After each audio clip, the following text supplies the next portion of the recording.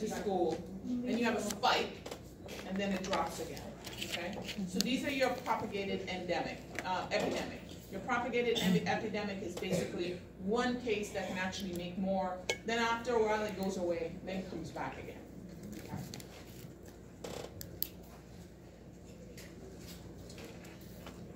Risk and risk factors. Who's at risk and what the risk factors are very important when you're looking at disease processes. Who gets it and why? Okay. Who's at risk for hepatitis A? Okay. Nasty food handlers. Okay. And the people who love food in the restaurant. Okay. Who's at risk for hypertension? African Americans. Okay.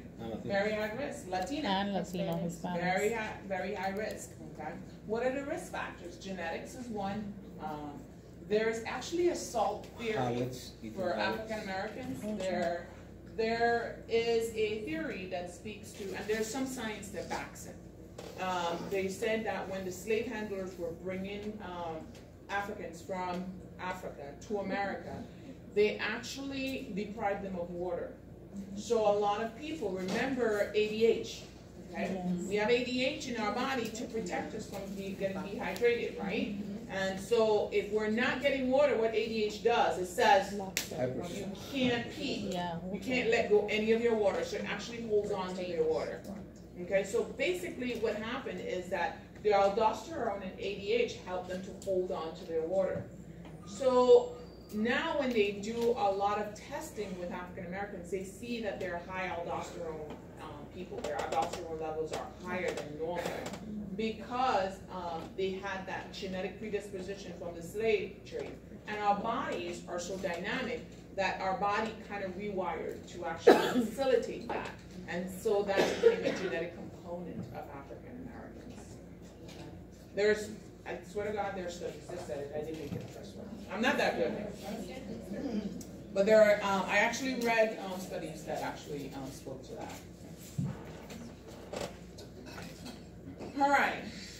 Cox postulates is basically when you're looking at a disease process to see what.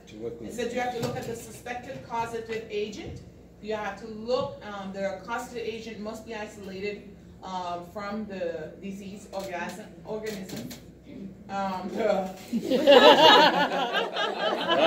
No one's gonna say anything, but no one would.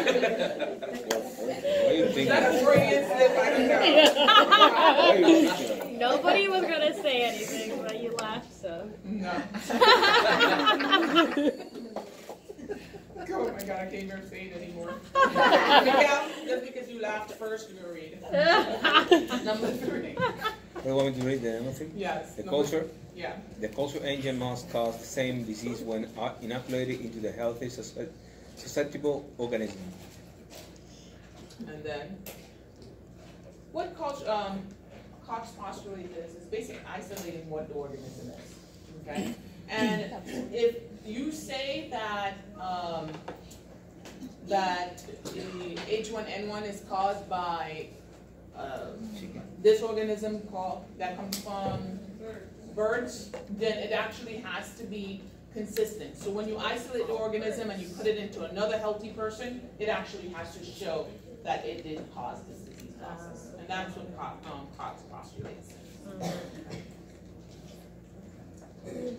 So principles of causality is basically saying the same thing. The agent always presents when the disease condition occurs. So if it's H1N1 is caused by this particular bacteria, if the disease is there, that bacteria must be present.